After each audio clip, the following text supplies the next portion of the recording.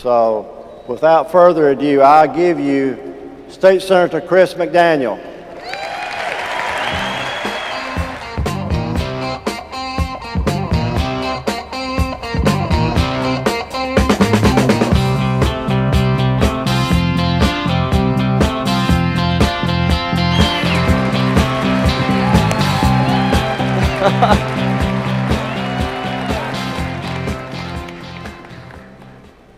Greetings from the free state of Mississippi.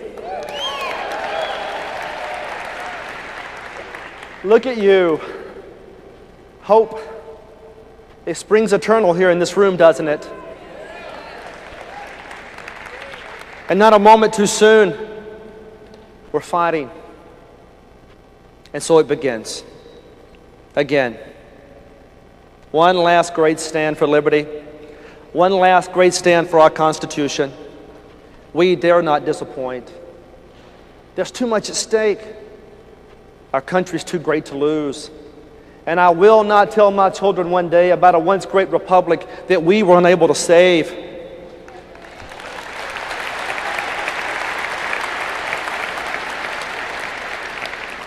We will not witness the managed decline of this republic. We will witness its revival. We will witness His resurrection.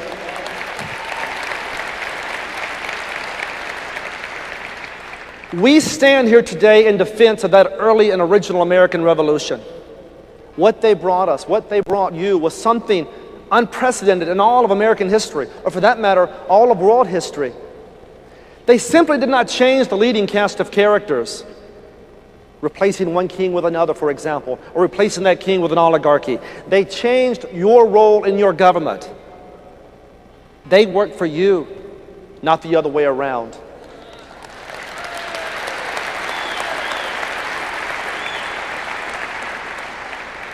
And yet in Washington, D.C., they have created a political aristocracy. They no longer listen. They have forgotten who they worked for. We go to remind them again, and we're going to remind them again. That's our obligation. That's our duty of this generation, and we will win this fight, I promise you.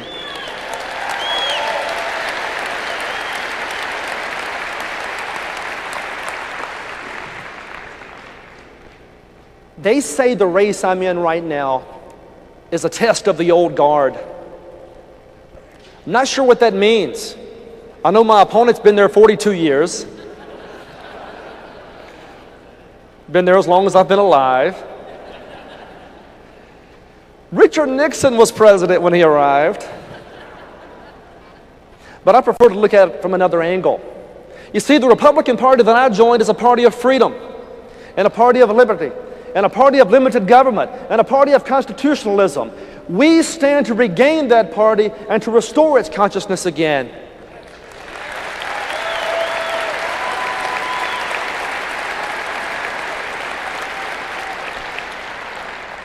And not a moment too soon. You know, my ancestors looked at what our founders had given us, the idea that liberty matters, the idea that lamps could be lit in the hearts and minds of men. They looked across an ocean from Ireland and they recognized that liberty and prosperity were intertwined. They looked across the ocean from Scotland. They recognized the same thing.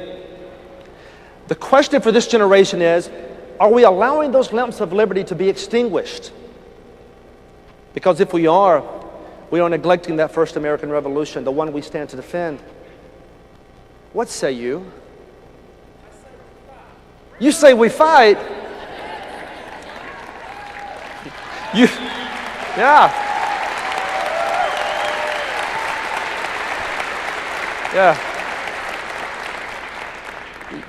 You've come to the right place. You've got a lot of friends in here that want to fight with you. And I agree with you. It's time we fight. You know, it's funny. Senator Ted Cruz and Senator Mike Lee have given us an outstanding example of what courage can do, of what real leadership can do.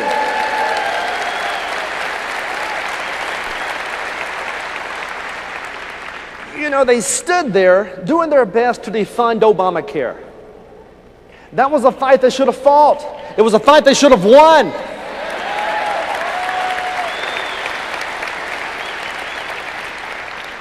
But the same old guys told us that was not a winnable solution.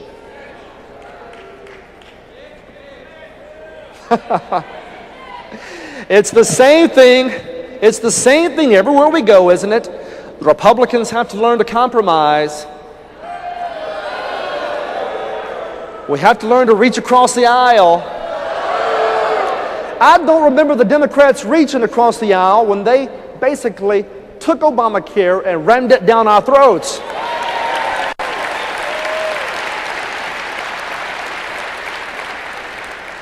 So let me promise you this.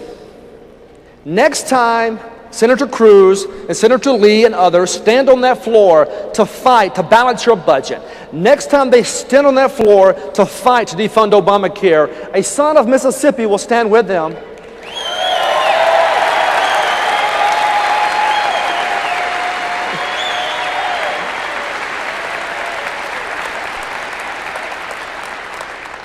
We have been silent too long.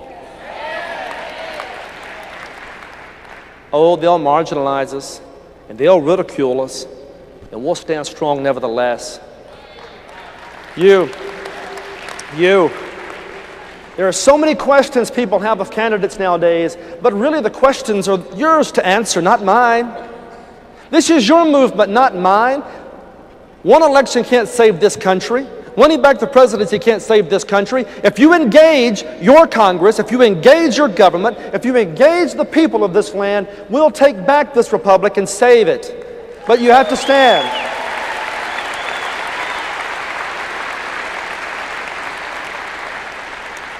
And so, I've got a question or two for you.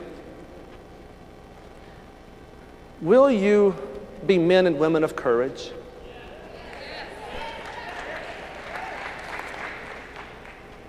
What are you willing to sacrifice? It may take that, sir. Courage. Will you be men and women of judgment? You see, the decisions you make today when you go forth from this place will invariably impact my children. Their age is 2. Their age is 7. We don't live in vacuums. If you go forward to fight, if you go forward to restore your country, you save it for them, you save it for their generation, you save it for their kids. You have to be men and women of judgment.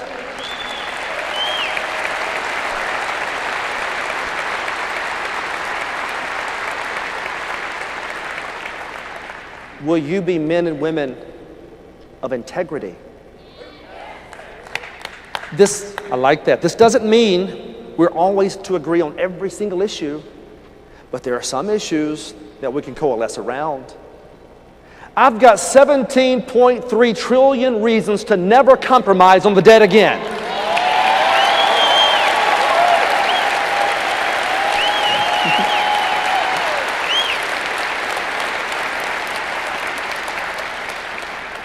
Your Constitution and its glory, that includes every amendment, not just a couple, are worthy of your sacrifice and never worthy of surrender. We will not surrender that document to those progressives.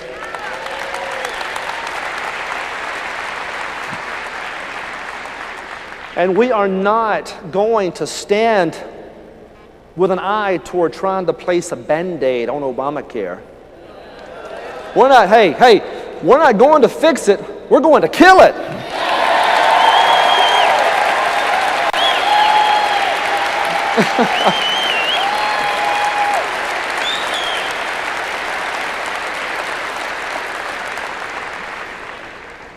Let me just wrap up with this.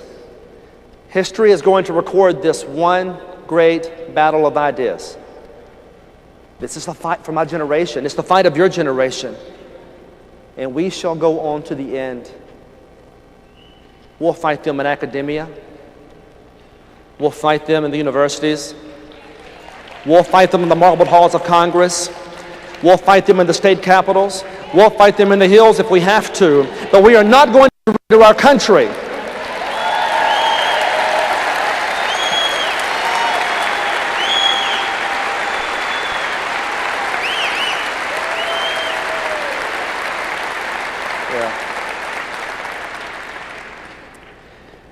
It will record that Mississippi stood tall. It will record that Kentucky stood tall. It will record that Texas and Utah stood tall. We're going to change this country one senator at a time, one House member at a time, but only if you engage the system. Are you ready? Let's go. God bless you. God bless you. Thank you.